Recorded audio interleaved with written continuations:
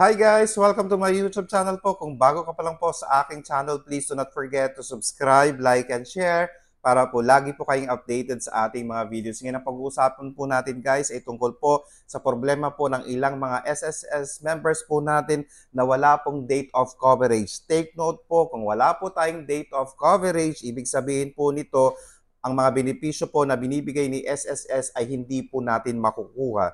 Ngayon, kung paano po natin ito i-resolve, ito po ang gagawin po natin. Kaya hanapin po natin yung mga documents po natin na nagpapatunay tayo po ay SSS member. Particularly po dyan, nandyan ang SSS ID po natin or UMID card po natin. Okay, magdala po ng dalawang valid ID po na may signature at may picture para po ma-verify na tayo po talaga ang nagre-request ng change ng date of coverage po natin. Okay, ngayon humingi po tayo ng E4 form sa SSS.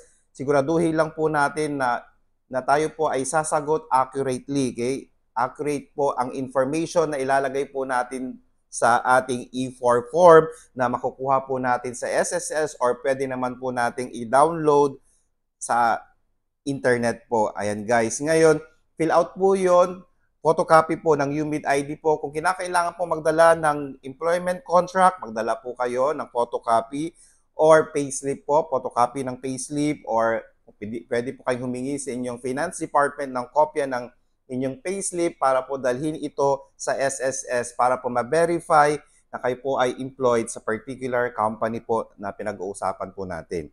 Okay, ngayon, E4 form, fill out po nyo ng accurate po. Siguraduhin po ninyo na tama po lahat yung nilagay po ninyo and then isubmit po ito sa SSS branch po. Hintayin po natin na ma-process ito at ilang weeks din po yan and then makikita po natin kung ito po ay na-approve or na-disapprove ni SSS. Kung lahat po ng documents na hiningi po nila ay naibigay po natin at na-fill out po ninyo ng tama ang SSS or E4 form, ibig sabihin po nun, maayos po ang from no date of coverage to with date of coverage na po kayo. Ayan guys, so importante po ito na maayos na po ito or masettle na po ninyo ito agad para po hindi po kayo magkaproblema sa inyong benepisyo na ibibigay ng SS. Sana po nakatulong po ako. Please do not forget, subscribe, like and share para po lagi po kayong updated sa ating mga videos. Bye-bye po!